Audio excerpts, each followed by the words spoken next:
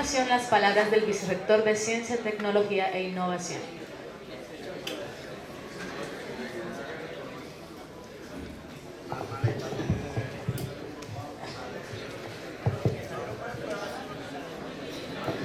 Buenos días. Le voy a comenzar estas palabras haciendo un recuento histórico de lo que se ha hecho en la institución desde hace unos años hacia acá, principalmente hace 5 o 6 años, en el crecimiento que ha tenido la institución en temas de ciencia, tecnología e innovación, y cómo eso ha afectado no solamente la comunidad secarense, sino también la región. Hace 5 años nosotros teníamos un solo grupo de investigación en categoría C, que es una forma de categorización de aquellas personas que se dedican a hacer ciencia en Colombia. Un solo grupo en categoría C. Hoy día tenemos 10 grupos de investigación y de los 10 grupos de investigación la mitad están en categorías A. Miren todo lo que se ha avanzado en 5 años.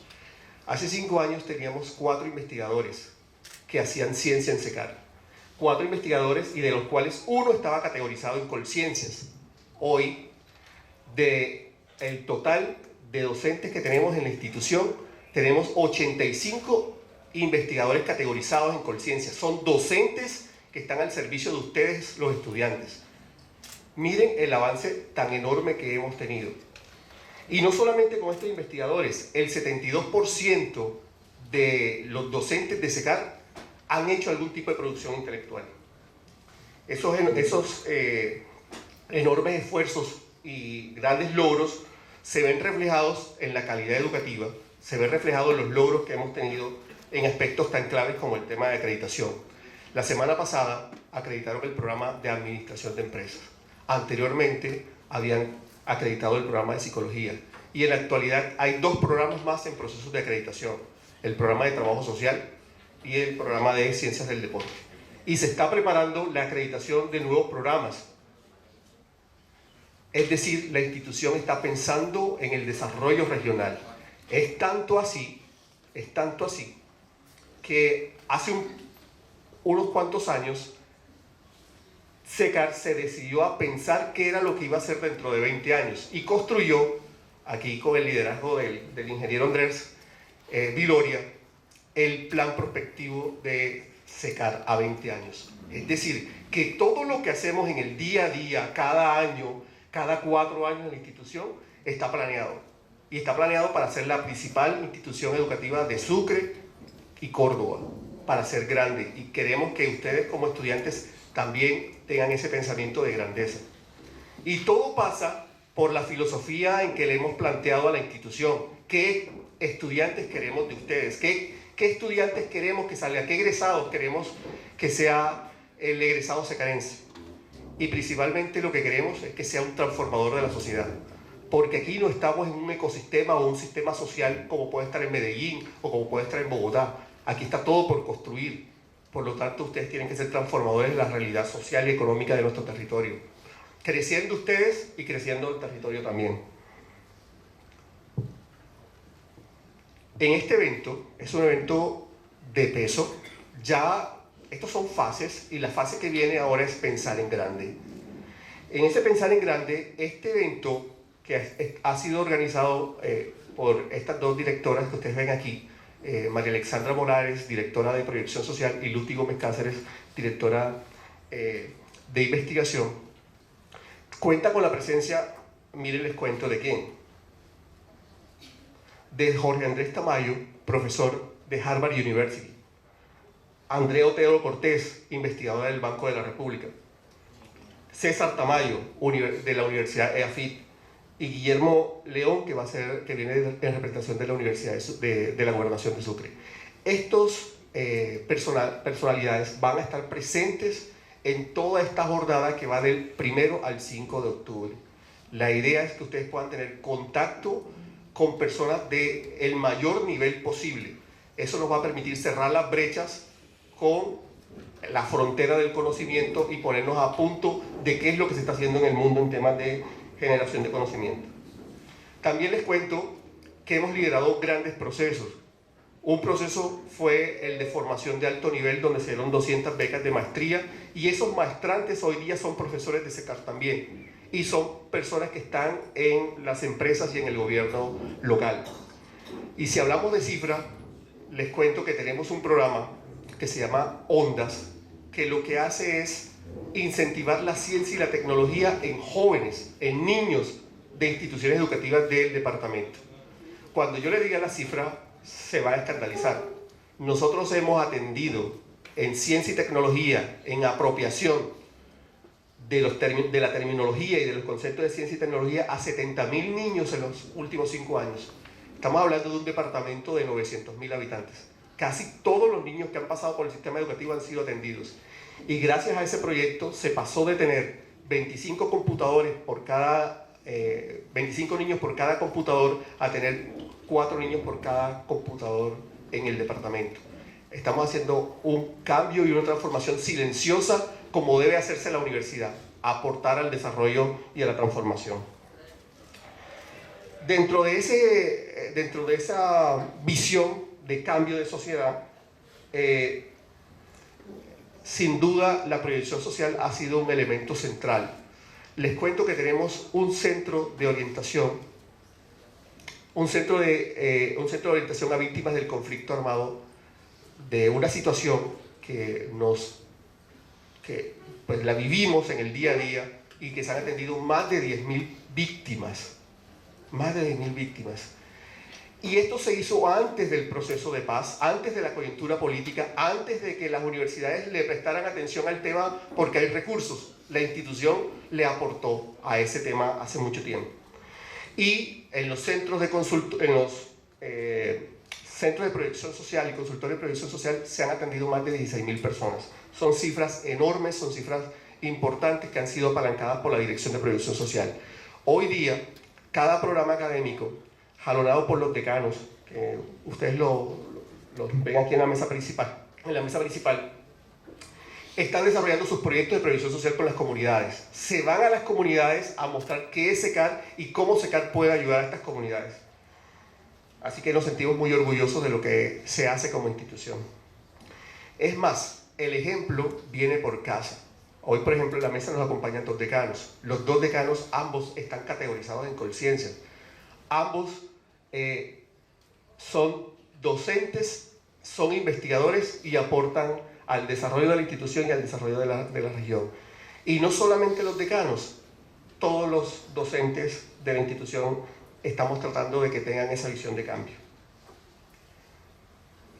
Lo último que tengo que comentarles es que todos estos logros que se han dado en el último tiempo, todo ese avance científico, tecnológico, todo ese relacionamiento que tenemos con la comunidad y lo que queremos darle a la región, tiene que llegar al aula, tiene que llegar al aula. Tiene que finalmente terminar en la práctica docente, tiene que terminar insertado en el currículo, tiene que quedar insertado en la dinámica del programa. Por esa razón, este evento tiene como misión que los estudiantes, que la comunidad académica se apropie del conocimiento, pero no solamente del conocimiento que traen estos expertos, el experto de Harvard y el del Banco de la República, sino de los expertos locales que son sus docentes, quienes ya han producido artículos científicos y quienes ya son generadores de nuevo conocimiento. Un docente generador de nuevo conocimiento es un mejor docente, porque tiene que leer, actualizarse y ponerse en la frontera del conocimiento. Así que los invito a gozar este evento, a sacarle provecho y a meternos en el riel del cambio, y que ustedes son partícipes de ese cambio que tenemos que hacer en esta sociedad que todos queremos. Así que gracias por estar aquí.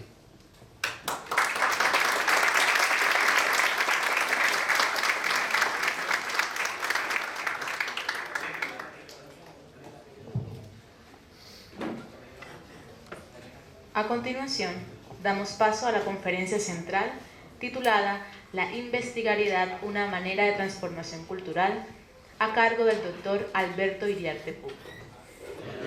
Primero que todo, pues muchas gracias a SECAR por haberme invitado. Siempre es un placer estar acá con ustedes. Algunos de ustedes han sido mis estudiantes también aquí en la corporación universitaria. muchos amigos, pues los cuales he dejado acá. John Víctor es un amigo desde hace mucho tiempo, ya tenemos alrededor de 10 años de habernos conocido. Y pues agradecerle de verdad a toda esta comunidad que garantiza que realmente la investigación y la apropiación del conocimiento se dé. De verdad que para mí es un orgullo nuevamente estar acá con ustedes. Y pues lo que van a ver ahorita es una conferencia sucinta de lo que fue la tesis doctoral, ¿no? La tesis doctoral frente a los procesos que se realizaron dentro de más o menos 6 años de investigación, 5 años de investigación. Y lo que se investigó en este parte es los procesos de investigación formativa que se están llevando a cabo en las escuelas normales, que podemos trasladarlo a la universidad, podemos trasladarlos también a los posgrados, maestrías, doctorados y postdoctorados, frente a lo que nosotros tenemos aquí. Entonces, pues vamos a iniciar con lo siguiente. Entonces, se llama la investigariedad. Fíjense que lo que trato de decir ahí es que en la anterior, para poderle explicar un poquito el título, una manera de transformación cultural. Es decir, lo que decía el profesor John Víctor ahorita es muy cierto. Si los docentes investigamos, si nos convertimos realmente en investigadores frente a los procesos de lo que estamos llevando a cabo, nosotros podemos hacer transformaciones culturales de fondo. No solamente una transformación cultural en la cual sea transmisión del conocimiento, sino generación y formulación de nuevo conocimiento como tal. Bien, entonces ahora sí les comento. Vamos a la siguiente. Entonces, la siguiente, aquí dice exactamente, fíjense lo que pasa aquí. Este es un teorema de Thomas. El teorema de Thomas lo hizo en 1928 y lo que dijo Thomas es lo siguiente: si realmente, o sea, si los hombres definimos una situación como real, esa situación como real trae también, o sea, comienza a traer sus consecuencias. Ellas son consecuentes. Es decir, si nosotros en este momento definimos como real que esto es la universidad, en algún momento se inventó la universidad como tal. En algún momento histórico tenemos la realidad de una universidad. Si definimos que la realidad cultural es llegar un poco tarde, después de que nosotros tenemos una hora estipulada a las 8 de la mañana, llegamos un poco tarde porque es cultura, llegar un poco más tarde que lo normal, llegamos tarde. Es decir, la cultura se va dando frente a los procesos que nosotros vamos llevando a cabo en el día a día y sigue entonces lo que se denomina una consecuencia de la verdad. No una verdad como correspondencia, como la que sucedió con Aristóteles, que es el ser o no ser, sino una verdad por conveniencia, por utilidad, por pragmatismo, como la que vamos mirando en el proceso. Entonces Thomas definió esto, y de ahí voy a partir. O sea, nosotros construimos nuestra propia realidad. ¿Listo? Entonces lo siguiente, la primera parte lo que quiero que miren es que ciertamente hay construcción de realidades frente a las ciencias del espíritu, o ciencias humanas, ciencias sociales, pero hay algunas situaciones, por ejemplo, como la primera parte, fíjense que nosotros vamos construyendo el tema del tiempo. Hemos transcurrido en el tiempo es relativo. Hay cierta manera para decir, fíjense, cuando uno está en este contexto y estamos aburridos, uno dice, ay, qué pereza, ¿cuándo se acaba esta vaina? Dios mío, ay, este tipo ya me tiene aburrido. Bueno, eso es cierto. Es más, cuando hay una clase muy pesada, ayer exactamente asistí a una conferencia de alguien que trajeron del ministerio, pero el tipo solamente con la forma de hablar y esa manera tan parsimoniosa de decir las cosas, esa parte, claro, automáticamente se va durmiendo uno, ¿no? Él no maneja ni el auditorio, no maneja tampoco la mirada. Es decir, esto que son cuestiones básicas de la didáctica del proceso de enseñanza, como no lo maneja, un auditorio se pierde, se aburre tranquilamente. Entonces, eso sucede con el paso del tiempo. Entonces, siente uno que el tiempo pasa muy lento. Pero cuando estás con una persona que quieres, o que estás ahí frente al proceso, el tiempo pasa muy rápido. Entonces, la relatividad del tiempo, ¿no? Eso es una construcción relativa. Es más, nadie puede decir el concepto de tiempo como tal, como concepto. Son nociones que tenemos. La otra parte, la identidad que nosotros pasamos, o sea, ¿qué es la identidad nuestra?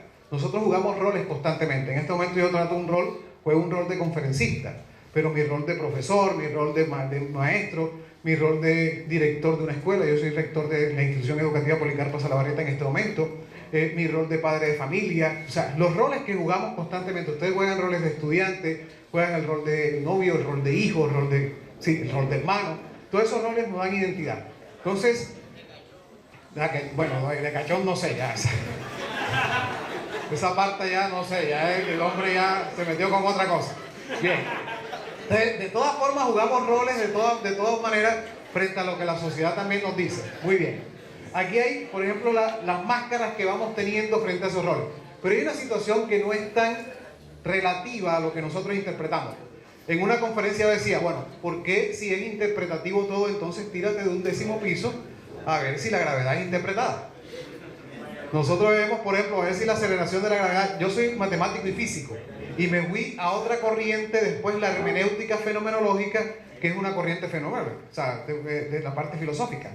Entonces, fíjense lo siguiente, por ejemplo, mándese de un edificio a ver si usted va a interpretar, no, es que como es la gravedad interpretada, entonces a mí no me va a pasar nada, yo interpreto que no va a pasar nada. No, hay una situación que, hay unas leyes que gobiernan realmente ciertos procesos del universo y que nosotros hemos tratado de descubrir frente a la ciencia.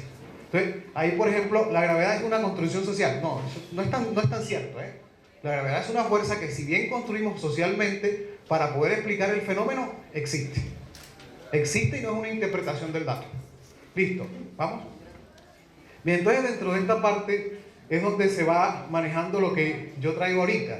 Realmente es una situación muy filosófica. Yo voy a trabajar un poco la hermenéutica fenomenológica frente a la parte de esta tesis fue laureada en la Universidad del Atlántico, y más que todo por cada componente que ella tiene. La tesis laureada no es tanto el tema de que, bueno, ¿qué inventó este tipo? Es sino el rigor, en este caso, que se va llevando en una investigación. Entonces dice exactamente de Spinoza, dice lo siguiente en el 2001. Los seres humanos viven en un universo lingüísticamente ¿qué? Estructurados y conformados. O sea, nosotros conformamos nuestro universo por parte del lenguaje. La tarea de la ciencia social será de construir. O sea, comenzar a ¿qué? A trabajar la deconstrucción, la destrucción de cada concepto para saber exactamente dónde están esas representaciones, analizarlas y cómo llegan a ser de una parte u otra y cómo se crean y producen realmente una realidad. Nuestras realidades son construcciones muchas veces sociales. La realidad nuestra, o sea, cómo transformar a Sincelejo, cómo transformar a Sucre, tiene que ser con una transformación de cultura. Y la transformación cultural inicia aquí, en las representaciones mentales. ¿Cómo representamos nosotros? Ahorita el profesor John Víctor decía, pensamos a secar a 20 años. Pensar a secar a 20 años es una construcción que se hace de manera social. Si ustedes no se meten en el cuento de que secar en 20 años va a ser una verdadera universidad en la cual ya se está caminando para ser la mejor universidad de la región frente a los procesos de investigación, innovación, ciencia, tecnología, si no se mete en el proceso mental, la representación estructural, pues jamás lo vamos a llegar a hacer. ¿Sí? Entonces esa es la situación que nosotros vamos teniendo en cuenta. ¿Listo? El problema que se investigó, el problema nace en el año 2014, seguimos. El problema que se investiga es el siguiente. Fíjense, lo que va a pasar aquí es rápidamente como un collage de fotografías donde realmente lo que va pasando. Fíjense que la primera parte siempre nos culpan a los profesores después de que salió la prueba PISA del 2013. En 2014 dijeron, los profesores son la llave para mejorar la calidad educativa. Dijeron, ¿cómo mejorar la calidad de educación en Colombia? Expertos opinaron. ¿Por qué es tan mala la educación en Colombia? Dice lo siguiente, ¿por qué los malos resultados de las pruebas PISA? Y aquí viene lo siguiente, hay que cambiar la mentalidad de los maestros. SOS, profesores. Miren todo lo que iba saliendo en la prensa. Ahora viene, ahí, vamos a parar un momentico ahí. Dice, la lamentable paradoja. Brutos pero felices. Eso que está ahí, que vino en semana.com, una de las revistas más leídas a nivel de Colombia. Brutos pero felices. ¿Por qué? Porque en una encuesta de felicidad Colombia quedó en segundo lugar. Son felices. Colombia es un país feliz. Sí, seguro. O sea, en la encuesta llegamos al segundo lugar en el ranking mundial. Sí, muy bien. Somos muy felices. Pero ellos exactamente lo que denominaron era, la persona viene diciendo por el tema escandaloso de las pruebas PISA, del 2000, en este caso el 2013, ya el 2015 mejoramos un poco, entonces nos dicen, es que sí, perfecto, son felices pero son bruticos, ¿eh? Ojo con esto, miren lo que sale, y sale todo el proceso porque la prueba PISA y todo lo demás. Seguimos, ahora sí, entonces miren lo que le responde un profesor de la Universidad Nacional. La Universidad Nacional responde, ¿cómo así? Un bruto hablando de las pruebas PISA. O sea, una persona que no conoce de educación hablando de pruebas PISA, perdón, pero entonces comienza entonces a darle todo un proceso riguroso, es más, eso está en la tesis, riguroso sobre la respuesta de este profesor a la persona. ¿Seguimos? Listo, entonces ya desde ahí comienza a haber una revolución. ¿Una revolución de quién? De las facultades de educación. Y a su vez de las normales superiores en todo el país. ¿Por qué? Porque comienza a trabajarse entonces, en este caso, el expresidente Juan Manuel Santos, mira, sí, Canso también, ¿no? la titánica tarea de mejorar la calidad de la educación. Entonces comienza a trabajar un informe que se le llamó el informe Compartir. Eso se trabajó con la Fundación Compartir, y en el informe Compartir econométrico, más que todo, se denomina entonces que la calidad de la educación depende de sus maestros también, depende de la calidad del pago, depende de otras situaciones. Entonces desde aquí, la titánica tarea de mejorar la calidad de la educación comienza a trabajarse, sigue. Entonces, la mirada empresarial de la educación acaba entonces de también, Alejandro Álvarez Gallego, saca también un artículo científico en el cual dice que esa es una mirada empresarial de la calidad de la educación, que tenemos que mirar otra cosa. Y al final del cuento salen los lineamientos para poder trabajar lo que es la formación de profesores y trabajar entonces los lineamientos de política sobre este proceso. Es más, las facultades de educación comenzaron a transformarse. Ya no pueden haber facultades de educación. Es más, desde aquí, en el mismo SECAR, se cerraron algunos programas de educación. ¿Por qué? Porque estábamos brindando la distancia y dijeron, ya no, a distancia ni virtuales se pueden realizar, tienen que ser presenciales o llenando unos requisitos diferentes. ¿Qué pasó? Se transforma toda la parte de la formación de docentes, y miren que lo que estoy diciendo es algo profundo, porque no solamente la formación de docentes, las normales, licenciaturas, sino hasta la misma formación en posgrado y la parte de maestría, en este caso especializaciones, doctorado y postdoctorados. Entonces, desde ahí comenzamos. Ese fue el planteamiento de un problema fuerte. ¿Qué pudimos darnos cuenta en este caso? ¿Qué se pudo dar cuenta uno? Que realmente desde diferentes países se han visto análisis de este proceso y que han salido unas reformas políticas, pero siempre se basan al final en la calidad de la docencia. Es decir, lo que decía el profesor John Víctor es cierto. O sea, ciertamente en algún momento solamente se tenían 4 docentes investigadores en SECAR. Cuando ya hablamos de 72 docentes que ya han hecho algún proceso de investigación y que 40 de ellos están categorizados por conciencias frente a proceso investigativo, se ha transformado la parte educativa en SECAR. Entonces, desde ahí, miren todo lo que está aquí. Desde en este proceso, la calidad de la docencia termina siendo un factor preponderante en la transformación educativa, cualquiera que ella sea. ¿Ya? Podemos hablar de infraestructura, podemos hablar de sillas, de todo lo que ustedes quieran, pero si el docente, yo me di cuenta cuando fui secretario de Educación Departamental que había docentes que tenían 10 estudiantes, pero porque tuvieran 10 estudiantes no quería decir que iban a tener los mejores resultados. El docente no era bueno. En la parte rural se ven 10 estudiantes, 12 estudiantes por curso, y no tienen buenos resultados. Ahí falta algo, falta una situación formal de lo que es la docencia. ¿Seguimos? Entonces, desde esa parte se fueron dando indicadores de la problemática.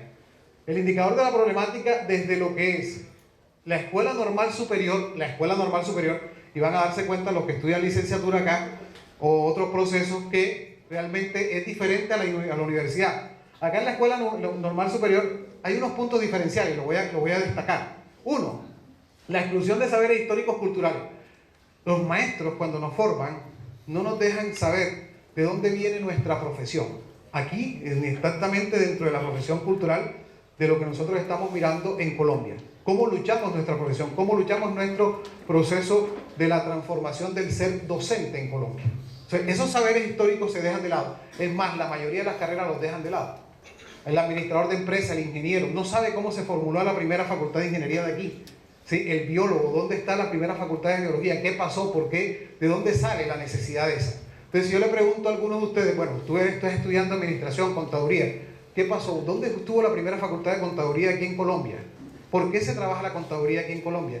Son situaciones que Araceli de Tesanos y Marco Raúl Mejía, que trabaja muy profundamente también con Ondas, establecieron como una situación fundamental dentro de todas las carreras. Bajo nivel en el conocimiento del contenido y el conocimiento didáctico del contenido. Eso en las normales. Las normales, los profesores de las normales trabajan mucha didáctica. Sí, pero por ejemplo, un profesor de la normal no trabaja en profundidad algunos contenidos. Por ejemplo, en matemática, y no estoy diciéndolo yo, como se lo decía a algunos, cuando yo hice esto en la normal de Sagún, la normal de Corozal, le decía a los estudiantes, eso lo hice de la OSA, lo hice Ruiz, lo hice Castro, que realmente tenemos mucha didactización en las normales, pero no profundidad en el conocimiento. Es decir, yo puedo hablar con uno de los normalistas y preguntarle a ellos cuáles son las 5 formas de trabajar las fracciones que tenemos en las competencias. Y ninguno de ellos me va a responder de tal manera que puedo entonces establecer ahí una relación con las competencias que evalúa el INFE. Entonces, es a veces peligroso esa parte. Una fuerte didactización, bajo nivel de autorreflexión y capacidad de cambio, ahí está lo que es la investigación. Cuando yo no tengo niveles de capacidad de reflexionar sobre mi práctica pedagógica y transformarla, estoy hablando de la investigación formativa o investigación pedagógica o alguna de las temáticas de investigación como historias de vida. Desarticulación entre la teoría y la práctica, eso parece que sucediera en casi todas las carreras, se desarticula lo que dice la teoría con respecto a la práctica. Aquí tengo algunos de los exponentes: carácter transmisionista de las prácticas de aula, ¿sí? El otro, inexistencia de mecanismos de selección, precariedad cultural, eso lo dice el mismo informe Compartir. La mayoría de los docentes que llegan a las normales son porque no pudieron ingresar a una carrera, no tuvieron la posibilidad de estudiar lo que ellos querían, sino que se quedaron, la mayoría, no estoy diciendo todos, pero estamos hablando de más o menos un 90% de esos chicos. Cada vez que yo llego a una licenciatura le pregunto, ¿qué querías estudiar tú? Y yo les comento mi propia experiencia de vida. Yo no quería ser maestro, yo quería ser ingeniero mecánico. Es más, primero quería ser médico, después la ingeniería mecánica, y luego termino siendo licenciado en matemática y física. Claro, me enamoré de mi carrera, me enamoré. Al cuarto semestre estuve muy enamorado, pero eso se llama vocación tardía. Entonces, dentro de la tesis hablamos de la vocación tardía que se va despertando cuando uno se mete en el cuento. ¿A algunos de ustedes les ha pasado eso? Que cuando ya se metieron en la carrera es cuando se comienzan a enamorar. Algunos no, algunos vienen que cuando ya están metidos en la carrera se comienzan a desenamorar del proceso. Entonces dicen, ay, ¿yo para qué me metí en esta locura? Ay, no. Y están en noveno semestre. Yo he visto alguna experiencia de vida que en noveno semestre se retiran de la carrera. Claro, les he visto porque dicen, yo no sirvo para esto. Y se van, y piden traslado. Y fíjense lo siguiente, tiene que ver con la poca o la falta de exploración vocacional que se vive en las diferentes instituciones educativas y hasta en la misma universidad. Es decir, no se hacen procesos de exploración vocacional verdaderamente fuertes, fundamentados para que el chico que está ahí metido sepa a qué se va a meter. Mire, en la Universidad de Sucre, donde yo también trabajo, hay chicos que estudian licenciatura en lenguas modernas, no sé si aquí, que quieren estudiar esa licenciatura simplemente para irse a trabajar por el mundo, a viajar por el mundo. Me lo han dicho ellos, me lo dicen ellos mismos. Porque es que cuando yo estudio inglés y francés voy a viajar por el mundo. Se olvidan de que van a ser maestros, profesores. Cuando llega la práctica docente, ay, ¿yo para qué me metí en esto? Noveno semestre, octavo semestre. Entonces comienzan a llorar, comienzan a estar pataleando y algunos de ellos se retiran de la carrera. Porque creyeron otra cosa. No hubo realmente una situación de convencimiento de lo que voy a hacer. Yo a los licenciados les digo, su nombre es licenciado, va a ser profesor. Y su apellido lo que venga. Profesor en física, perfecto. La física es fundamental, pero va a ser licenciado. ¿Sí? En lenguas modernas, perfecto, pero va a ser licenciado. En sociales, en naturales, pero va a ser, ojo, que va a ser el licenciado, va a ser el maestro. Y como maestro tiene unas competencias totalmente diferentes al de qué, al científico físico puro, al matemático y a los demás. Bien, dentro de esta situación yo trabajé en la investigación formativa, o lo que en algunos documentos se llama investigación escolar, o lo que nosotros aquí, por ejemplo, estamos trabajando como investigación como estrategia pedagógica en los niños. ¿Sí? ¿Qué pude mirar ahí dentro del proceso de la investigación? Dentro de las normales. Uno, desarticulación entre la práctica pedagógica y la práctica investigativa. Una cosa es la práctica pedagógica, otra cosa es la investigación. Entonces se hace una desarticulación total. Bajos niveles de escrituralidad, es decir, los chicos no escriben. Y eso no solamente lo encontré en las normales superiores. Lo encuentro en maestrías, en especializaciones, en doctorados. La gente no le gusta escribir.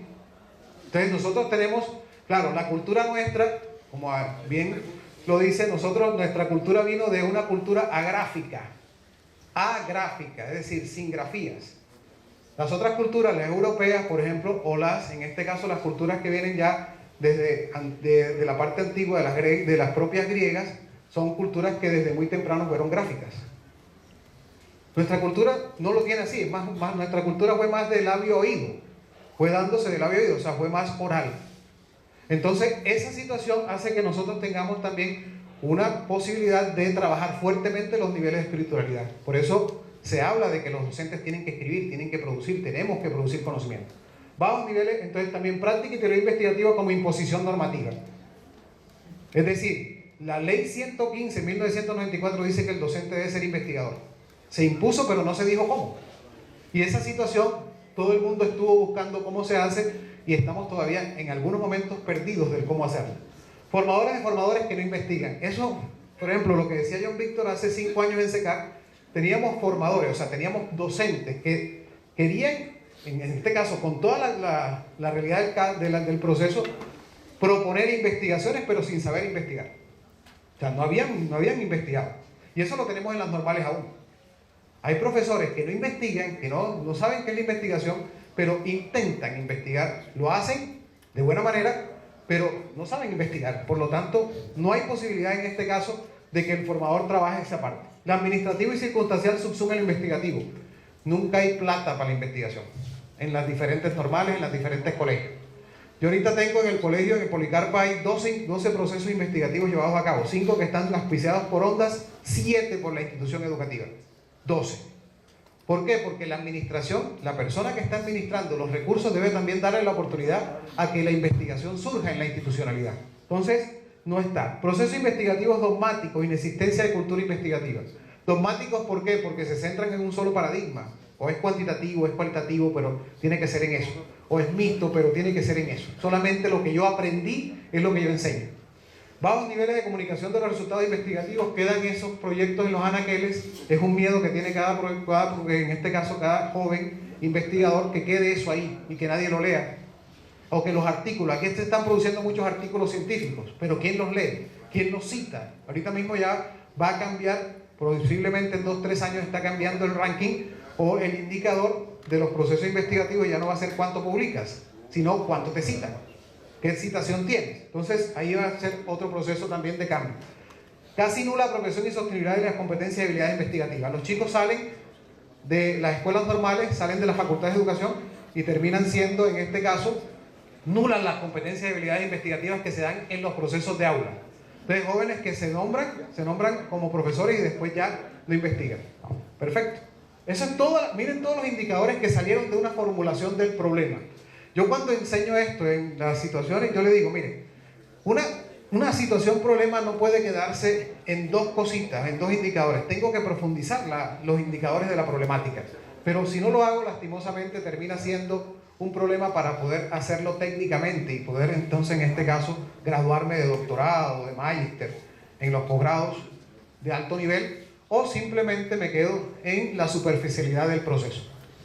Bien, aquí la pregunta de investigación. La pregunta de investigación tiene que ver con la metodología. ¿Cuál es el sentido y el significado que los maestros, en este caso, en formación de las escuelas normales superiores del departamento de Sucre, confieren a la investigación formativa? Sentido y significado. Ahorita vamos a ver cuál es la diferencia entre el uno y el otro. Bien, la justificación se traduce en necesidades, en intereses, relevancia, importancia y el resultado esperado que en este caso indica en la transformación. La transformación social, normatividad y todo lo demás. Aquí hay, o sea, cuando uno lee el documento puede encontrarse todos estos autores trabajando frente a la justificación de la tesis. ¿Sí? Entonces se justifica de la transformación social de todos los que han hablado sobre lo que es, en este caso, la sociedad posmoderna. Lyotard, por ejemplo, o la sociedad de la modernidad líquida, que es Bauman. Y ahí vamos trabajando sobre eso. Tradición investigativa desde John Dewey o John Dewey. Desde 1900 hasta el momento sigue trabajándose lo que es el profesor investigador o el maestro investigador. Estamentos, ¿a quién le sirve? A las mismas universidades, a los institutos de formación superior en otros países. Yo he estado en Chile, invitado en Chile, he estado en Nicaragua, invitado en Nicaragua con las ponencias. ¿Cómo trabajamos esto también en otros países? Y las escuelas normales superiores. Bien, la normatividad, en este caso, que trabaja frente a la parte colombiana y la importancia de la investigación formativa. Seguimos. El objetivo, claro, el objetivo va a ser, en este caso, descubrir o develar, en este caso, el sentido y el significado de los maestros de formación que confieren las escuelas normales en este proceso. Describir como vivencia, fíjense que es de vivencia, no es tanto cuantitativo. Yo vengo de la parte matemática cuantitativa y tengo investigaciones cuantitativas, pero ahorita me pasé a lo cualitativo para poder entender mucho más esa parte. 5 o 6 años trabajando sobre eso. Identificar los relatos de la vivencia de los maestros y maestras de formación y decodificar sentidos y significados. ¿Seguimos? Bien, este que está ahí no lo van a ver. Es más, no se coloca para verlo. Ese es el estado del arte, o sea, los antecedentes del proceso. Si ustedes ven, ahí hay un mapa de perspectiva internacional y un mapa de perspectiva nacional. Algunos de nosotros pensamos que el estado del arte es citar 2, 3 cositas y listo, 3 artículos anteriores y listo. Acá se citaron alrededor de algunas 120 referencias bibliográficas. No es la cuestión de hacer los diferentes trabajos antecedentes, sino verdaderamente encontrar cuáles fueron o cuáles son las tendencias investigativas a nivel de formación de maestros y de investigación formativa. Ahí entonces, ¿qué va a pasar con esto? Hay un mapa sobre los procesos de lo que se vieron las tendencias. Y se hace, cuando se está exponiendo, se hace un zoom. Se hace una cuestión donde se va abriendo el proceso. Por ejemplo, el estado del arte, la perspectiva internacional inicia con John Dewey y de ahí parte entonces desde el docente o el maestro como intelectual de la cultura o intelectual de un grupo social, ¿sí?, que transforma ese grupo social. Como Sean, como Elliot, y aquí tenemos la teoría crítica de la educación, desde Kurt Lewin y todo lo demás, la pedagogía crítica, relación teoría-práctica, y ahí va ampliándose el proceso. Eso, cada zoom de eso me puede dar a mí para hablar durante media o una hora, ¿no? ¿Quiénes estuvieron entonces dentro del proceso fuertemente relacionados? John Dewey, como pedagogo, psicólogo y filósofo, que trabajó por primera vez, dijo que el maestro debía ser un transformador cultural. Si no es un transformador cultural, si no investiga, el maestro no debería estar en una aula de clase. Donald Sean y John Elliot como los pioneros, ¿no? Seguimos. Ahora bien, aquí tengo las fotos de Cary Kemis, está Paulo Freire, Otto Appel, ¿sí?, está Henry Giroux, ¿sí? Hay unos pioneros también de este proceso y que siguen investigando sobre eso, ¿sí? Peter McLaren, que está arriba, seguimos. Y ahí se basa todo lo que nosotros tenemos ahorita mismo como lo que es una transformación de la cultura, en este caso del maestro, a una cultura investigativa, ¿sí? Bien, entonces desde ahí nacieron las tendencias. Las tendencias investigativas tienen que ver con modelos, enfoques, tipologías, tradiciones de la formación inicial de maestro, una excisión de la teoría de la práctica. Hay muchas investigaciones internacionales que hablan sobre la incisión teoría y práctica. Hablamos sobre práctica pedagógica reflexiva e investigativa. Hablamos sobre escuelas normales.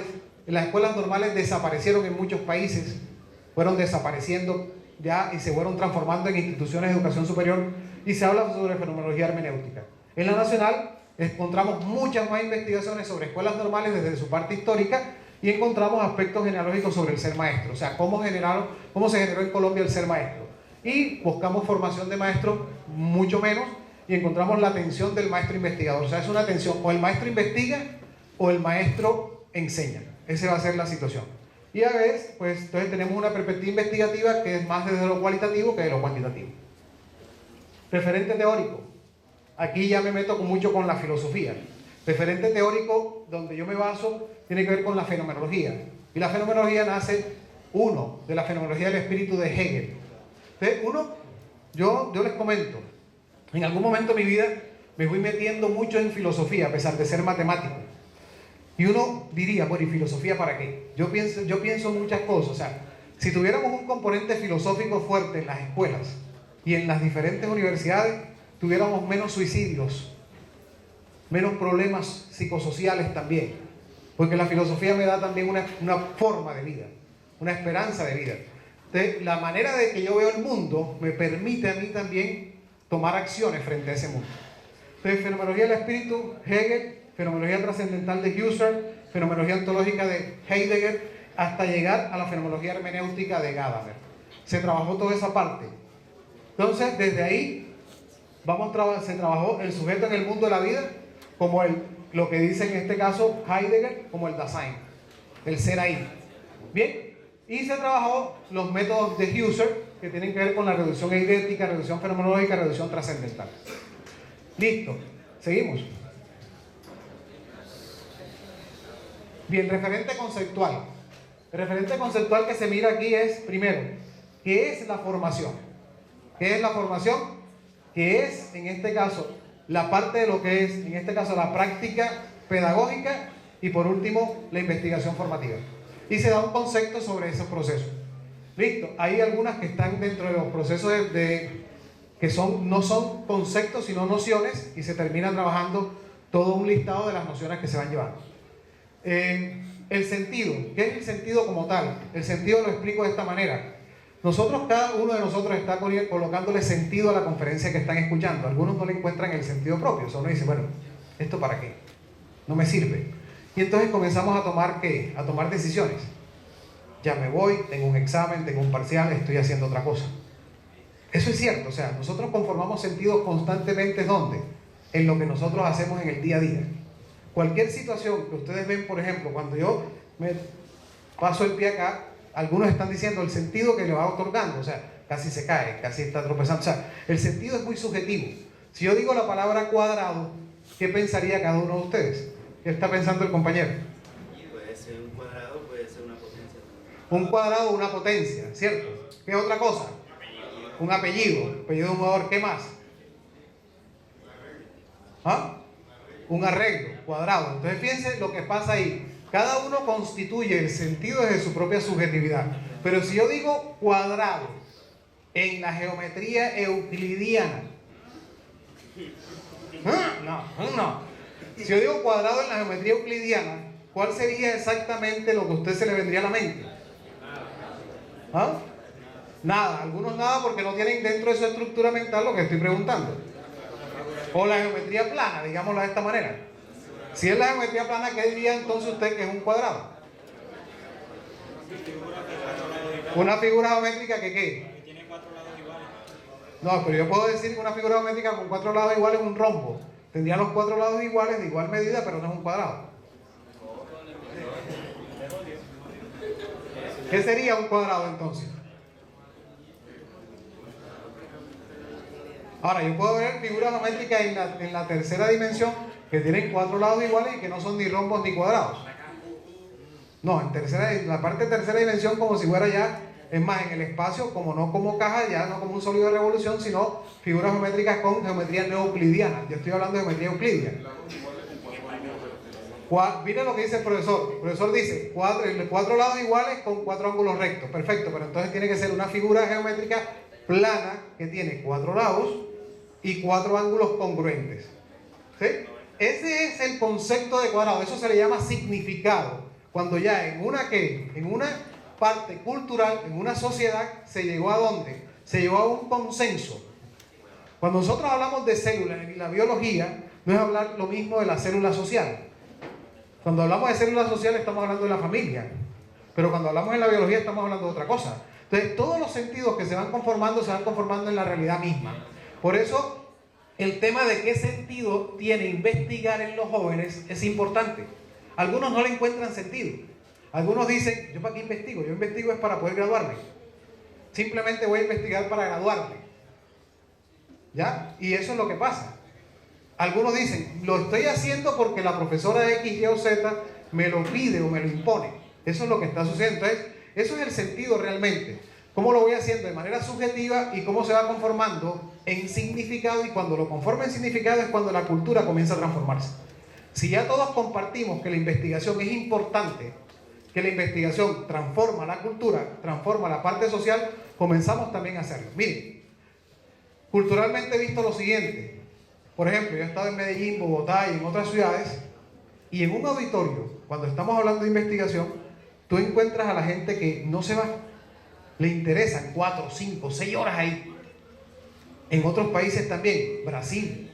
Entonces, ¿qué sucede? Es cultural. A nosotros nos interesan otras cosas. Somos pocos los que estamos metidos en el cuento, pero necesitamos esa masa crítica para poder transformar poco a poco todo lo que es nuestra cultura. Nuestra cultura, es más, por eso los bogotanos nos critican mucho, en este caso la gente del interior nos critica. Es que no es que seamos flojos, simplemente tenemos otras perspectivas de mundo. Y esa perspectiva de mundo tiene que transformarse.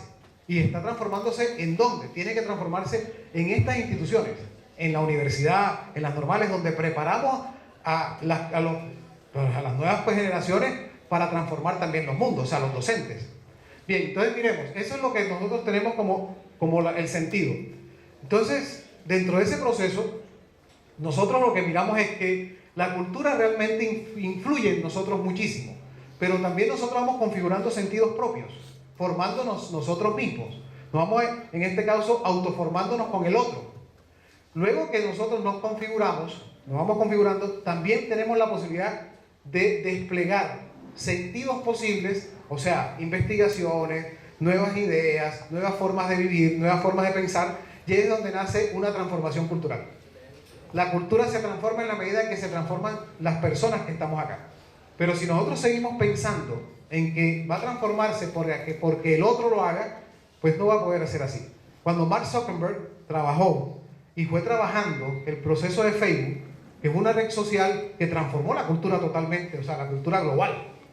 No se transformó solamente la cultura del espacio regional de él, sino que transforma la cultura global. Zuckerberg no estaba pensando en simplemente en el proceso de lo que el otro dijera o lo que el otro hiciera. Hay dos conceptos clave: o yo soy consumer o soy producer, o sea, soy productor o soy consumidor de los procesos. Nosotros tenemos que generar en este contexto de la universidad más productores que consumidores, y eso es lo que estamos apostándole. Entonces, desde ahí lo que queremos realmente es la transformación cultural, y están llamados los profesores principalmente a realizarlo, a hacerlo. ¿Seguimos? Bien, dentro de la metodología, no me voy a centrar en esto, la metodología ya lo dije, que es la fenomenología y la hermenéutica. Seguimos. Y el diseño de investigación, una perspectiva cualitativa, y se denomina exactamente fenomenología hermenéutica como tal. Se enfoca en todos los procesos de la parte de lo que es vivencial. Esta es la tradición fenomenológica hermenéutica, lo trabajé con respecto a Van Manen. La muestra fueron las 3 normales que existen en Sucre. El muestreo se hizo intencionado, trabajamos con estudiantes que estuvieran en cuarto, quinto semestre, los últimos semestres de las normales, que ya tuvieran práctica pedagógica e investigación formativa dentro de su proceso. ¿Seguimos? La recolección de información se hizo de 3 formas. Una, con entrevistas estructuradas a profundidad. La segunda se hizo con respecto a, en la parte de lo que es la experiencia, una experiencia descriptiva. Se le denominó experiencia vivida descriptiva como tal. Y en este caso, la tercera se hizo con grupos de discusión o grupos focales. Listo, seguimos. La presentación de la información se hizo desde un texto fenomenológico, que es buscar exactamente la interpretación de los sentidos que se encubren, o sea, que están encubiertos dentro del proceso. ¿Seguimos? Bien, este es algo que se llama el círculo fenomenológico. Algunos lo llamaron en algún momento círculo hermenéutico. Yo les planteo en la tesis que esto podría bien llamarse círculo fenomenológico hermenéutico, y lo motivo a que verdaderamente sea así. ¿Listo? ¿Seguimos? Bien, esto es como se realizó el proceso de análisis de los datos. En algún momento lo voy a trabajar. Algunos resultados de la investigación. Listo. Les comento, dentro de los resultados de la investigación se trabajaron 6 grandes, seguimos, 6 grandes temas, 6 grandes temas que surgieron de ahí. Uno preguntaría, ¿qué es la investigariedad? Cuando uno busca el sentido, busca el eidos, la esencia del proceso. El eidos, entonces cuando uno dice, por ejemplo, la investigariedad sería la idea de investigación formativa que tienen los estudiantes. Entonces, el eidos como tal se trasciende en lo siguiente. Primero, la preferencia del ser docente. ¿Por qué quisieron ser maestros? La otra, del formador de formadores. O sea, ¿quiénes están formando en este caso? Los chicos dijeron, hay formadores de formadores que parecen extraños, son paradójicos. Y la otra parecen de que son formadores verdaderamente transformativos. Dice, hacia el Ubuntu. El Ubuntu es una filosofía, en este caso africana. El sentido de comunidad, investigariedad, el eidos de la investigación formativa, el eidos, la idea de la investigación formativa, la transformación y por último el sentido del ser maestro investigador. O sea, ¿qué sentido tiene ser maestro investigador dentro del proceso? ¿Seguimos? Bien, entonces desde ahí salieron unos subtemas. Cada uno de los subtemas que están ahí en la diapositiva salen dentro del proceso de lo que se hizo en la tesis. Entonces vamos a trabajar la investigariedad. Sí, seguimos. ¿Qué dicen los chicos? En este caso los jóvenes que se están trabajando. Fíjense que estamos hablando de un conversatorio de investigación. Entonces, los jóvenes dicen, para mí investigar es indagar, ir más allá de las cosas, es preguntarme el por qué y, en este caso, cómo le digo, estar atento a las situaciones. Las situaciones es observar, estar pendiente de las cosas que pasan a mi alrededor. Investigar, digamos que, en este caso, es descubrir lo que no se sabe, ir más allá de las cosas que ya están resueltas. Es buscar conocimiento, buscar pruebas, hechos que ya están, pero ir siempre más allá. Ellos tienden, a decir que siempre investigar es para ir más allá de los procesos. Entonces, dentro del eidos lo que se tradujo, todo lo que se dijo ahí es que la investigación es un proceso sistemático y jerárquico en la que se indagan tanto las condiciones exógenas, o sea, por fuera de ellos, como endógenas, relacionadas con la educación, la pedagogía y la didáctica. Para ir más allá, es toda una relación dentro de lo que se tiene ahí de lo normalizado. La normalizado lo trabajamos lo trabajé desde Foucault, desde una posibilidad mucho más fortalecida. Y de esta manera aportar la búsqueda de soluciones plausibles de las problematizaciones planteadas por medio de la innovación y la transformación. Ahí están dos palabras claves que le está apostando SECAR, tanto a las presentaciones mentales como a las actuaciones subjetivas e intersubjetivas de los implicados en el campo de la formación. ¿Seguimos? La preocupación para qué investigar. Los chicos se preocupan mucho que después que investigan, ¿de qué sirve investigar? Si no se transforman las cosas, sino que quedan exactamente en los anaqueles, los proyectos, o que simplemente se llenan las bibliotecas de esos papeles y no pasa nada. No cambia nada. Si están dándole sugerencias de política pública, no se transforma. Si están dándole sugerencias a una universidad, no se transforma. Entonces, hay una preocupación sobre el para qué investigar y para qué sirve eso. Entonces dicen, para nada estamos investigando, si esto va a quedar en lo mismo. Nadie los lee, ¿sí? Pasan años y nadie coge los proyectos, ¿sí? Están ahí guardados, muy bien ordenados, pero nadie los retoma. Eso es una preocupación sobre una mirada hacia futuro de lo que debe pasar en la investigación. ¿Seguimos? Entonces, desde aquí el sentido del ser maestro investigador, miren lo que dicen los chicos, o sea, los jóvenes, esto es de ellos, esto no es mío, sino que ya se transforma en lo que es el hecho de la investigación. Dice, yo creo que un maestro que no es investigador no debería ser maestro. Lo dicen ellos, ya hay una cultura, un significado de lo que es el maestro. El maestro debe ser investigador. Porque si uno se conforma solo con el conocimiento que ya adquirió, entonces no se está dando cuenta que los conocimientos cada día son cambiantes. La transformación social. De que hoy conocemos algo y mañana puede cambiar y puede ser otra cosa. Entonces un maestro no puede quedarse simplemente en dar lo que conoce, o sea, transmisionista. Eso es dentro de las voces que ellos mismos tienen. Esto está pasando realmente en muchas partes. Hay muchos maestros haciendo eso, enseñando y no investigan. Entonces lo que pasa ahí es que no hay buenos resultados. Los estudiantes terminan mediocres. Ojo, esas son palabras fuertes. Dice, o el profesor mediocre y los estudiantes hasta no quieren seguir estudiando. Además, el profesor no resuelve los problemas porque no investiga. Y así, si no investiga, sigue pasando lo mismo. La educación de mala calidad. Le están diciendo exactamente que uno de los factores de la mala calidad es porque el profesor no cambia su proceso, o sea, no consulta, no investiga su transformación pedagógica. ¿Seguimos? Ahora, Paulo Freire, que es exactamente uno de los reconocidos autores dentro de Latinoamérica, como el pensamiento crítico, dice, enseño porque busco. Es decir, en este caso es un aforismo muy fuerte sobre lo que nosotros somos como maestros investigadores. Porque indagué, porque indago y me indago. Investigo para comprobar, comprobando intervengo, interviniendo educo y me educo. Investigo para conocer lo que aún no conozco y comunicar o anunciar la novedad. Esto que estoy haciendo yo es anunciando una novedad, o sea, socializando el conocimiento adquirido que se dio en una tesis doctoral. Paulo Freire. ¿Seguimos? Entonces, la importancia de investigar cuando ser maestro lo dicen los chicos de esta manera. La investigación es un proceso muy arduo, no es fácil. El investigador se conoce por ser una persona muy trabajadora, con mucha disciplina. Miren lo que dicen los mismos jóvenes.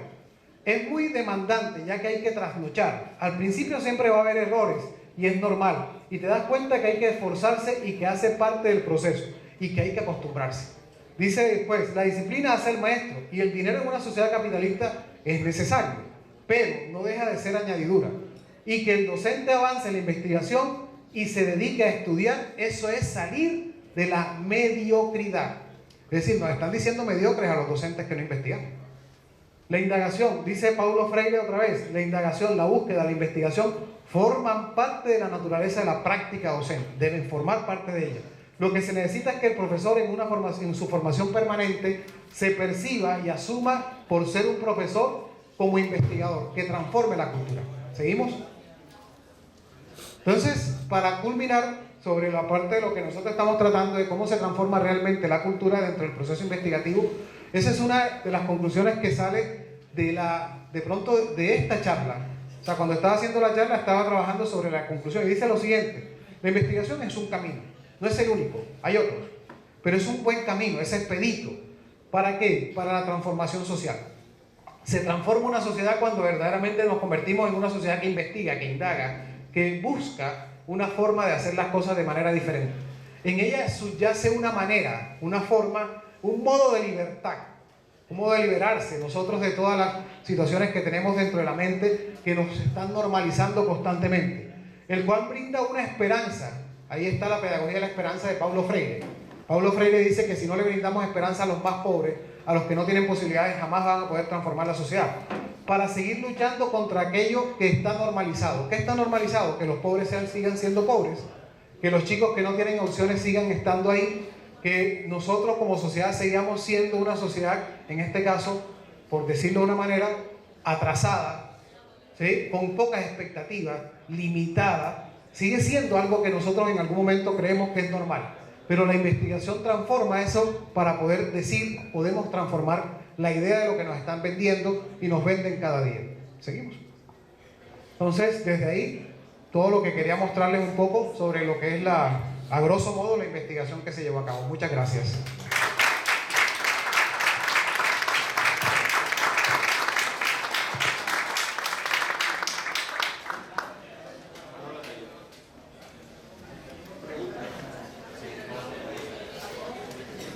Abrimos un espacio de preguntas. Docentes, estudiantes que tengan una pregunta. Me levantan la mano y yo le llevo el micrófono.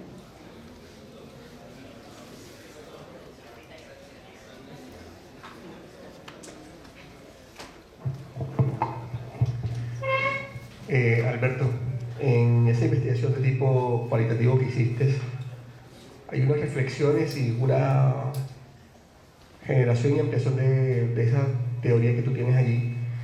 ¿Cómo ubicarías el tema de innovación dentro de ese eslogan final que pusiste? La investigación es una forma de transformación. ¿Dónde ubicarías la innovación y cómo la harías?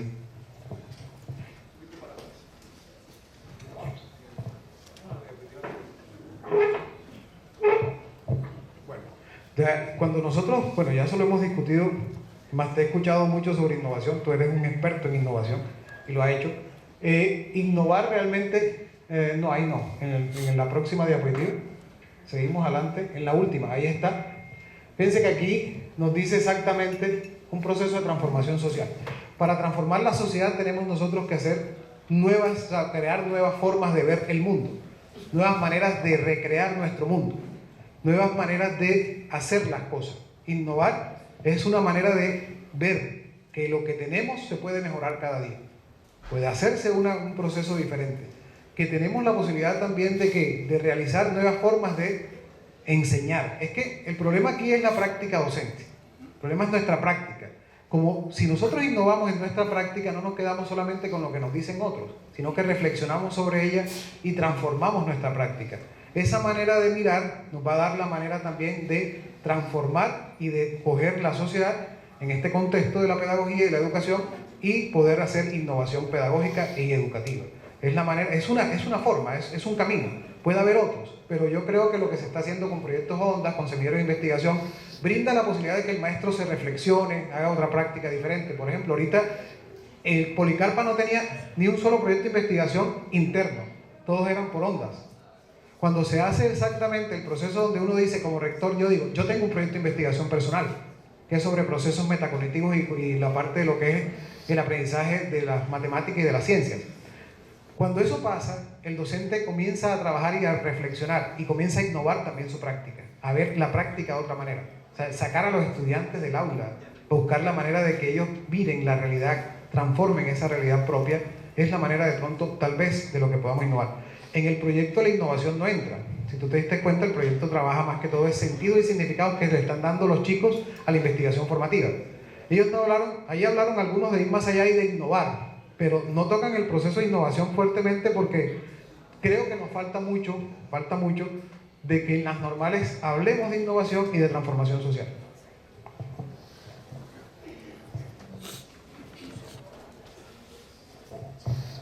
Bueno, se estudió un problema que de verdad es crítico y que de verdad se ve reflejado mucho a nivel universitario cuando el estudiante llega a estos escenarios y donde específicamente se le pide ya un nivel, diríamos, óptimo para investigar aspectos relacionados con la disciplina que estudie. Si eso es a nivel de la docencia, de lo que se están formando, uno como directivo académico ve que el problema se acrecenta más a nivel universitario, donde la docencia es llevada a cabo o desarrollada por personas que no tuvieron esa formación pedagógica, ¿cierto? También cuando se hace el estudio de un fenómeno, de un problema, el investigador, una vez determinados los hallazgos y estudiado el fenómeno, se plantean planes de mejora, diríamos así, intervención. A partir de este estudio, usted como investigador, ¿qué plan, qué formas se ideó para de todas maneras hacer una intervención de esta problemática? No solo a nivel, diríamos, de formador, de formación de formadores, sino también a nivel universitario. Bueno, de tal manera como en el estudio al final termina con una sugerencia, ¿no? Y uno siempre le sugiere en este caso a que sigamos investigando e indagando sobre cómo transformar esa realidad que ya subyace dentro de los sentidos y significados de nuestros estudiantes. ¿Cómo se va transformando? Se han hecho en este caso aportes a lo que es la política pública con el Ministerio de Educación, se han realizado aportes frente a la política pública, yo he estado en mesas de trabajo en el mismo Ministerio de Educación trabajando sobre ello, sobre planes de formación, en este caso, en lo que son las licenciaturas y las escuelas normales. Pero en este sentido, en la transformación de la investigación formativa, lo que tratamos de mirar es que, por ejemplo, se cambia un poco lo que es el proceso de pronto cuando un asesor toma a un estudiante y quiere meterle la idea de que tengo que seguir trabajando sobre lo que yo sé. Por ejemplo, es un ejemplo. Realmente, cuando la investigación en este caso nace de nuestro propio interés. Por ejemplo, los jóvenes dicen algunas cosas como esta. Es que la maestra me decía que yo quería investigar en la escuela rural donde yo estaba, donde yo vivía. ¿Por qué? Porque quiero ayudar a esa escuela a transformarse. Y dice exactamente la maestra, que es la tutora principal, y dice, no, eso no se puede investigar, porque eso para nosotros no es necesario. Esas son cosas que nacen de esa tesis, de pronto de lo paradójico que ve en los sentidos encubiertos que se dan en la investigación. Entonces la idea es que en este caso no quede solamente la investigación como la panacea última, sino también las negaciones que tenemos, o sea, las discrepancias que tenemos, lo que está oculto sobre lo que estamos haciendo. Entonces, eso fue lo que pasó. Entonces, por ejemplo, en este caso se pueden dar lineamientos de política frente a los procesos de asesoría, de acompañamiento, de investigación. O sea, hay que tener un docente investigador y que verdaderamente haya trabajado frente a la investigación para poder asesorar a un estudiante. A veces se da por política interna. Entonces, tú eres el que sabes más de esto, pero no has investigado, pero eres el que vas a trabajar con el estudiante. A veces se da de manera muy taxativa. El estudiante va a trabajar con esta persona. ¿Y por qué? Porque le tocó. El estudiante así se siente muy desmotivado, y ellos lo dicen. Pues yo estaba muy desmotivado, es más, más bien casi me salgo de la normal. Cogí mucha rabia. Entonces, son cosas que dan pie para poder desde ahí sistematizar y trabajar un poco más lo que verdaderamente sucede en la realidad de los estudiantes y cómo transformar también la posibilidad de nosotros como docentes e investigadores para poder ayudar a estos estudiantes a que verdaderamente, como dice uno, le pique el gusanillo de la investigación, que trabajen esa investigación con ganas.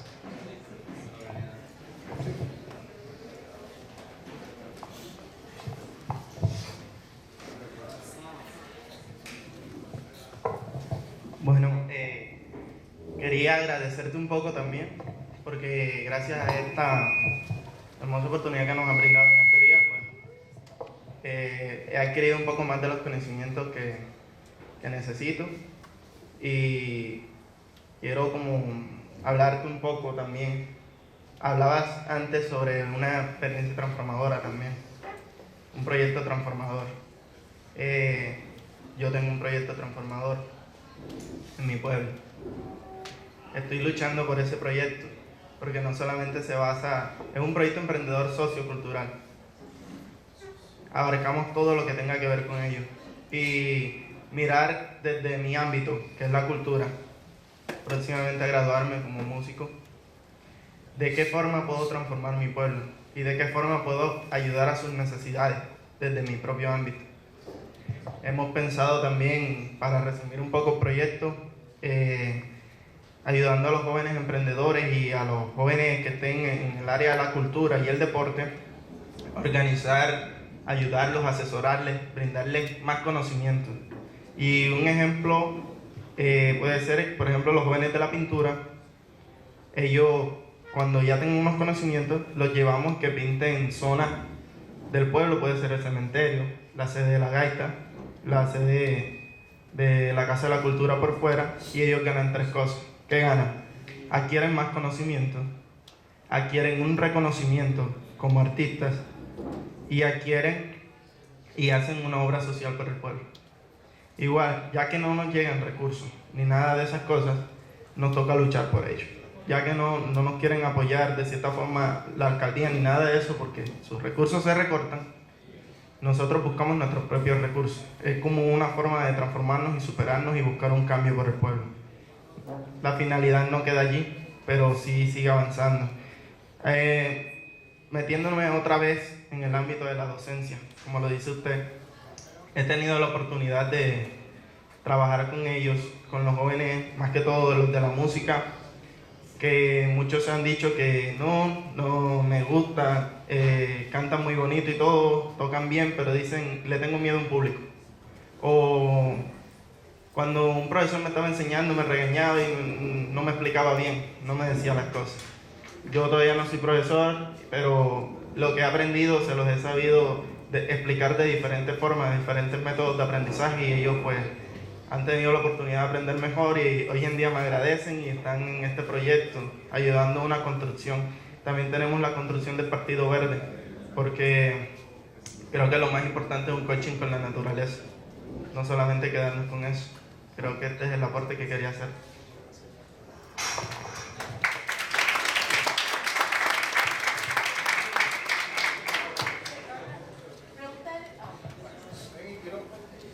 Quiero agradecerle también por lo siguiente. Fíjense que usted está diciendo lo que nosotros estamos buscando. Y la preocupación mía desde hace más de 10 años es cómo transformar al docente, o sea, cómo se transforma la docencia. Tú estás tratando de transformar el entorno tuyo, o sea, tu propio contexto, lo cultural, los músicos, es más, no solamente eso, también deporte, o sea, todo el pueblo, ovejas, me imagino.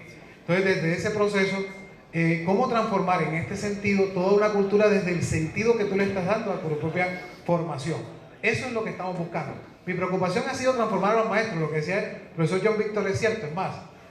En algún momento yo estaba de secretario de Educación cuando se metieron las 200 becas de maestría, o sea, es una situación del gobierno nacional con el gobierno, en este caso local, y la universidad pública y privada, o sea, no fue solamente eso, fue toda una red de conformación, y fue el pensamiento de muchos para poder transformar a Sucre como tal.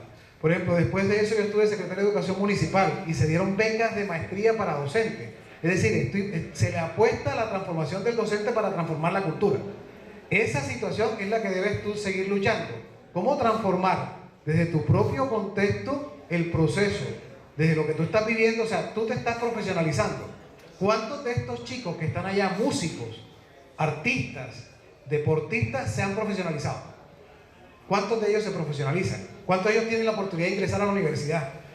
Solamente hay un músico profesionalizado y conmigo se llama. Muy bien, fíjense lo siguiente, eso se llama transformación, eso es crear masa crítica. Tú tienes que luchar porque sigan profesionalizándose, porque sigan trabajando, porque sigan aprendiendo. Eso es lo que se necesita para transformar una realidad que es nuestra población en Sucre y toda esta región caribeña que lo necesita tanto. Por eso te felicito, de verdad.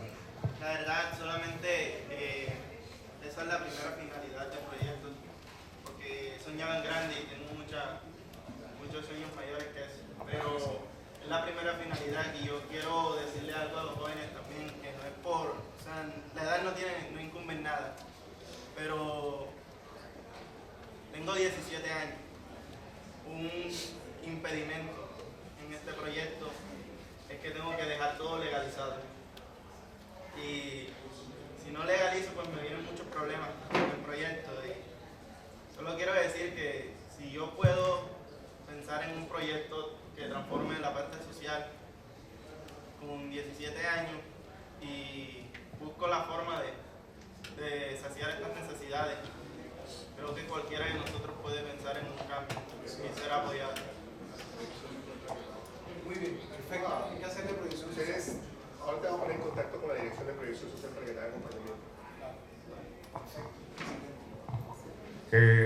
nombre es Miguel Cabrera y quería hacerle una pregunta en base a lo expuesto. Usted en una parte de la charla comentó que uno tenía que producir más de lo que consume en cuanto al conocimiento. Personalmente me considero una persona crítica, constantemente analizo el entorno, qué hago, cómo lo hago, pero a veces me entra la duda de cuál es el camino correcto hacia el conocimiento o al saber que yo quiero adoptar o manejar. Entonces, en base a lo que usted comentaba, mi pregunta es, ¿cuál es ese camino? Para yo comenzar a producir conocimiento, investigaciones, debo comenzar y en la medida del camino, en la producción de ese conocimiento y en esa investigación, debo ir adoptando, según las necesidades que voy presentando en el proyecto, el conocimiento, o debo comenzar primero obteniendo unas bases que me faciliten o me generen una idea más clara a lo que quiero llegar. Entonces es como preguntarle en un proceso personal de realización de los saberes que uno quiere aprender, ¿cuál es ese camino? ¿Empezar y comenzar a ir adquiriendo? ¿Qué recomienda usted en base a lo que usted investigó y su experiencia? Muchas gracias por la pregunta. Mire, le comento algo. O sea, camino expedito no hay caminos, hay variedad de caminos. Hay muchas experiencias de vida. Por ejemplo, cada uno de los profesores que han investigado han podido resolver su situación, en este caso intelectual, académica, frente a los procesos de varios caminos. Pero, por ejemplo, te puedo dar dos. Uno, el tema de semilleros de investigación es un camino, y aquí lo hay. Aquí tenemos semilleros de investigación. O sea, usted entra a un semillero de investigación. ¿Qué hace un semillero de investigación? Te da pautas de cómo se investiga, te da pautas de cómo se resulta el método científico frente a lo social, frente a tu carrera, frente a lo matemático. O sea, te da una posibilidad de base. Eso es un camino. Hay unos caminos también que son muy de autoformación. Hay de autoformación, o sea, yo leo, trabajo, miro, estudio, y después de que consumo, porque es que usted no produce sin consumir algo. O sea, usted tiene que comenzar a consumir pero consumir algo que permita la producción de conocimiento. Yo no puedo seguir consumiendo todos los días Facebook, todos los días Twitter, todos los días Instagram, todos los días lo mismo, novelas o una televisión. O sea, no puedo consumir solamente eso, porque si consumo eso también, entonces en eso me queda la mente. Yo tengo que consumir otra cosa. O sea, tengo que comenzar a conversar. Entonces, hay otro camino. Hay otros caminos que se han tenido en cuenta, algunos más difíciles que otros. Por ejemplo, cuando uno se hace doctor a los 42 años, está ya viejo para ser doctor, mejor dicho. Ahora, viejo y joven, porque la mayoría de doctores hace 10 años estaban de 50 y 60. No había posibilidades de doctorado aquí en Colombia tan fácilmente. Ahorita hay facilidades de estudiar y seguir estudiando.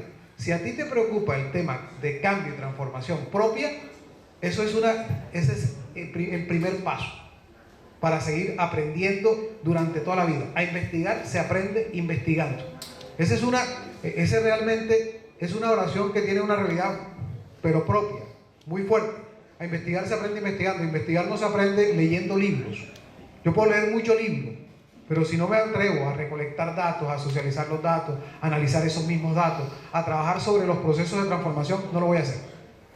Yo creo que eso es el proceso. O sea, no te puedo decir el camino expedito es este.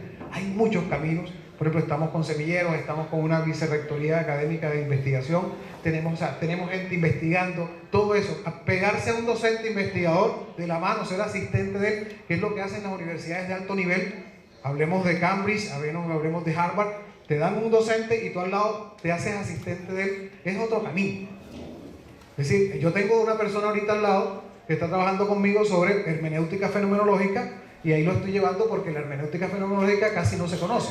Es más, es un tema que poco llama la atención, pero es un tema que transforma también la realidad. Entonces, comenzar a trabajar sobre él. ¿Sí me entiendes? O sea, de pronto dejarte más bien la tarea de que sigas adelante con eso. Yo te felicito porque si tienes esa mentalidad, significa que vas a seguir, en este caso, en el camino de la investigación como tal y de producción de conocimiento. ¿Ah? Claro, cada quien encuentra su propio camino, eso es cierto. Lo que dice Don Víctor. Para ser productor de conocimiento, primero hay que, ¿cómo lo diría? Consumir. Hay que consumir de una manera Claro. muy grande para hacer... No tan grande, miren, yo no creo, es más, por eso el método. Lo que les digo del método, el método científico como tal, no necesito consumir tanto como tal porque el método me dice, haga unos antecedentes. O sea, métase en la conversación que está, por ejemplo, si vamos a trabajar sobre nuevos productos agrícolas, yo me meto en la conversación de qué es lo que está pasando en el proceso del campo agrícola para poder transformar esos nuevos productos. O sea, comienzo a indagar, comienzo a conversar, leyendo, consumiendo, a ver qué pasa. Y desde la idea que yo tengo, comienzo a mirar qué me sirve de la idea de los otros y hago transformación. Socializo, trabajo, me voy a encuentros, me voy a seminarios, me voy a simposios, congresos, a escuchar. Consumo, pero al mismo tiempo voy produciendo. Es decir, ese es un camino también, eso es una forma. Hay propios caminos, entonces no necesito consumir todo, porque es que a veces, yo le digo a mis estudiantes que no se vayan a tener una diarrea intelectual. Esas diarreas intelectuales son gravísimas. Es decir, comienzo a consumir libros, a leer libros, y llega un momento en que no sé ni qué estoy haciendo. Tampoco vale la pena. Tengo que tener un camino. ¿Sí? Tengo que tener una forma de leer las cosas y comenzar a transformar. ¿Listo?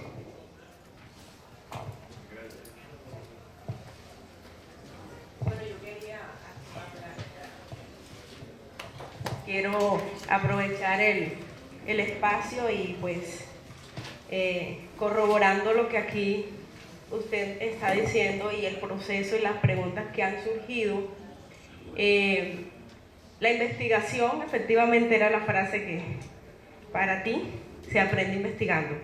Actualmente estoy como joven investigadora de conciencias acá y como docente catedrático. Y ¿cómo es el camino? El camino, pues en mi caso, de tantos caminos que hay, inició pues vinculándome al semillero de investigación de la universidad. Entonces, ese es un excelente camino que ustedes tienen hoy la oportunidad de vincularse a estos grupos, y es una buena y excelente forma de tener un tutor y una persona que les guíe y les oriente hacia eso que ustedes quieren potenciar. También participar de eventos científicos y mirar cómo ustedes pueden, porque se lucha mucho, siempre lo he dicho, se lucha contra la cultura.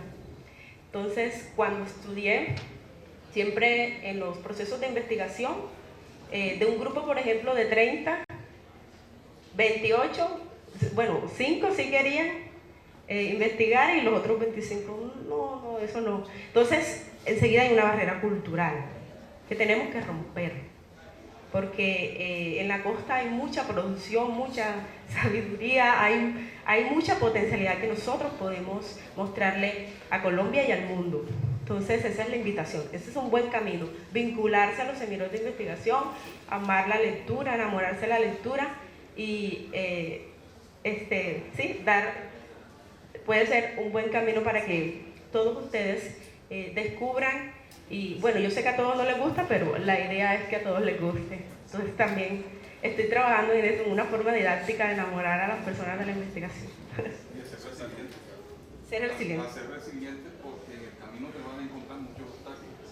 Y muchas personas te van a decir, tú no eres capaz, eso no es de tu área, etc. En esta aula yo siempre me acuerdo de ese personaje. Cuando yo comencé como docente acá a investigar, porque mi formación es de contador público, entonces se tiende a pensar de que el contador público es una persona totalmente cuadriculada, esquemática, que solamente está limitada a lo cuantitativo, al debe haber saldo, así nos dicen. Entonces en esta aula una vez había una reunión y quien dirigía la reunión era un directivo académico que ya no está acá en SECAR, gracias a Dios. Y entonces estaba ubicado acá, entonces, no sé, yo siempre trato como que de tener un pensamiento crítico y irme más allá de mi disciplina. Entonces, hizo una pregunta, yo estaba por acá, le dije que yo estaba investigando en una temática, y entonces me dijo, zapatero a tus zapatos. Así me dijo, delante de todos, me dijo, zapatero a tus zapatos. Pero esa frase a mí me motivó. Y entonces, en vez de causar en mí un daño, lo que hizo fue abrirme más los sentidos y me impulsó ese deseo a ahondar en el conocimiento en cuanto a esa área que de pronto no era de mi disciplina, pero que a mí me interesaba. ¿Ya? Y entonces es eso. En la investigación te vas a encontrar muchas veces con obstáculos, con barreras, con personas que te van a degradar, pero no, sigue adelante. Que cuando hay interés, todo se puede. Yo pienso que la fuerza de voluntad y las ganas de triunfar y las ganas de seguir adelante se llevan acá. Las limitantes están acá. Las limitantes no son externas, están acá. Entonces, si tú crees que lo vas a lograr, lo lograrás. ¿Cierto? Entonces, por eso, complementando un poco lo que dice acá la compañera, hay que ser resiliente, porque te vas a encontrar unos personajes que muchas veces van a querer obstaculizar ese crecimiento en la investigación. Sí, ya para terminar, es muy importante, y no solamente para la investigación, sino para la vida. De hecho, el proyecto que estamos desarrollando es resiliencia en estudiantes víctimas del conflicto armado de las instituciones de Sucre, y hemos encontrado eso. Es triste ver, por ejemplo, casos como el estudiante de la Universidad Javeriana que se suicida por una situación emocional, y es así. Hemos encontrado pues la debilidad con la que están creciendo las nuevas generaciones a nivel emocional. Por ejemplo, citar un caso, un estudiante que le dice a su mamá: si no me compras una moto no estudio más, y no estudio más. Entonces, la influencia de las redes sociales, en fin, tantas cosas, y es importante eso que dice, ser resiliente en la investigación y en la vida. Miren, lo que yo encontré, ya le doy la palabra, lo encontré lo siguiente. Encontré eso que dice el profesor. Cada uno quiere imponer la idea que tiene presente. Entonces, las personas que estamos un poquito más avanzadas, en vez de estar en este proceso diciéndole al otro qué debe investigar, es apoyarlo en ese proceso de investigación. Yo he tenido estudiantes de maestría, especialización, pregrado, que ellos mismos son los que buscan el camino y se estrellan. Perfecto, pero el estrellarse tampoco es malo.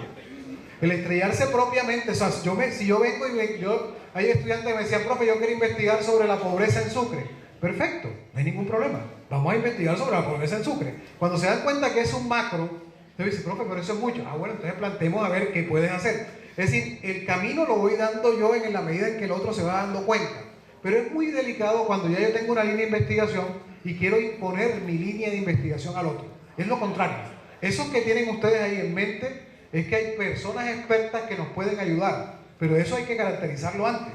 No es durante, en este caso, la carrera. Algunos decanos, algunos profesores vienen: ¿cuántos están aquí? 30. Perfecto, estos 30 salen grupitos de 3, son 10 proyectos de investigación. Bueno, tú vas a investigar con este profesor, tú vas a investigar con este profesor y te vas a investigar con otro profesor. Eso realmente era una de las situaciones de la política que nace de ahí. Los chicos se desmotivan totalmente y encuentran esa barrera cultural frente a los procesos. No es posible que yo investigue algo que no me gusta y en donde yo no estoy inmerso. No es posible hacerlo. O sea, ¿cómo me ponen a mí a tomarme una sopa que no me gusta? Si a mí no me gusta la gallina, no me dé sopa de gallina porque vomito. ¿Sí? Entonces, es mejor en este caso que usted trabaje su proceso investigativo desde lo que le gusta. Por otra parte, es cierto, o sea, el tema de investigar tiene muchas barreras culturales, pero eso es lo que estamos haciendo ahorita en este momento, tratando de transformar esa medida. El conversatorio debería estar más bien acá y allá. Claro que sí. Eso llévese, porque eso es secar. Vale, buenos días. Mi nombre es Oscar de la Espriella. Tengo, no sé si una o varias preguntas para ti. Cuando hablas, digamos que la investigación es un camino para la transformación social, ¿te has planteado también cómo transformar a la investigación para que pueda llevar transformación social? Es decir, yo conozco y he vivenciado la forma en cómo se transmite la investigación, en cómo se vende la investigación, pero considero que es una forma rústica de cómo se vende investigación. Sí, es una forma de, digámoslo, atrae a pocos. Y cuando, por ejemplo, hablan de resiliencia, hablan de otros aspectos, es muy importante, pero queda en casos excepcionales, es decir, en pocas personas. Entonces, mi pregunta es, ¿cómo transformas o cómo llevas el pensamiento de a las personas de transmitir investigación para que busquen las distintas formas de vender la investigación. La investigación es como un producto, ¿sí? Y cuando tú tienes una empresa, buscas las distintas formas de que tus clientes lleguen. Entonces, ¿cómo, digamos, se busca o cómo se tiene la intención de que más personas lleguen a la investigación?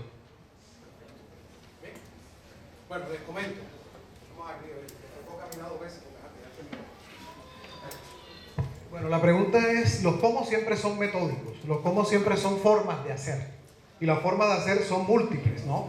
¿Cómo lo he hecho yo? Ahora sí, la pregunta va más denominada en mí. Lo voy a contestar de una manera muy formal. Uno educa también por el ejemplo. Digo, educa también. O sea, no es la forma única de educar. También uno educa por el ejemplo. ¿Qué he hecho yo? Me he formado como investigador, me he ido formando como un docente transformador de la parte social y tengo en mi vida, en mi historia de vida, la posibilidad de decirle a otros docentes que sí se puede, que sí es posible realizar investigación y en este caso formación o educación al mismo tiempo. Es decir, si tú tienes una empresa en la cual tú vendes, por ejemplo, en este caso, la forma de tu cuerpo, que es deportista, tú tienes que venderte a ti mismo. ¿Ya? El mismo tema, si tú vas a vender un producto y no te gusta a ti, ¿cómo lo pretendes vender? Es decir, a mí me encanta el proceso, primero me motiva, transforma vidas, transformo la vida de niños. Yo ahorita mismo tengo en el Semillero de Investigación jóvenes que tienen 12 y 13 años. La idea es que esos jóvenes cuando lleguen a la universidad ya sean reconocidos como niños o jóvenes investigadores, cuando lleguen a la universidad. Ahora, hemos tenido desde el año 2000, en el año 2008 tuvimos la posibilidad más o menos de llevarnos a unos chicos al Cesar, a Riohacha, fueron a Riohacha, otros fueron a México, otros fueron, o sea, se fueron dando la idea de que la investigación en este caso te da la posibilidad de transformar tu vida. Jóvenes que han transformado su vida. Miren, allá en el conversatorio del Policarpa, que está en este momento, está de manera paralela, en este momento, en el Policarpa hay un joven que está estudiando en una de las mejores universidades de Colombia, en los Andes, y él le da gracias a que él estuvo en ondas frente a los procesos investigativos. ¿Sí? El joven dice, a mí me gustó todo este proceso y yo le doy gracias a que estuve en ondas y pude viajar a Argentina y me di cuenta de que existen otros mundos posibles y eso me motivó a seguir estudiando. Eso transforma vidas, pero vuelvo y repito, mi camino y mi forma de hacer la parte de cómo transformar la vida son estos espacios, mostrarle a otros que sí es posible. Cuando yo hablo con los docentes, hago conferencias, trabajo con ellos en maestrías, en especialización y todo lo demás, lo que les digo es, sí se puede ser maestro investigador y sí es necesario ser maestro investigador. Es decir, se vende con el ejemplo. Es una manera de hacer las cosas. Ahora, los productos que vengan o que en este caso salen de los procesos investigativos, que son los artículos, libros y todo lo demás, también es posible trabajar sobre ellos. Ellos también cuando leen lo que tú haces, te dan cuenta, pero mira, Alberto fue el que escribió esto, qué chévere. ¿Ya? John Víctor ha escrito mucho también, entonces el profesor Tulio, el profesor, o sea, cada uno va teniendo las diferentes formas de mostrarse. Es una manera, no es la única. Los cómo son múltiples, son infinitos tal vez. ¿Sí? Pero entonces en esa manera no te podría dar respuesta sucinta, precisa, pero sí desde una manera muy personal. ¿Ok? ¿Listo? Un aplauso para el doctor.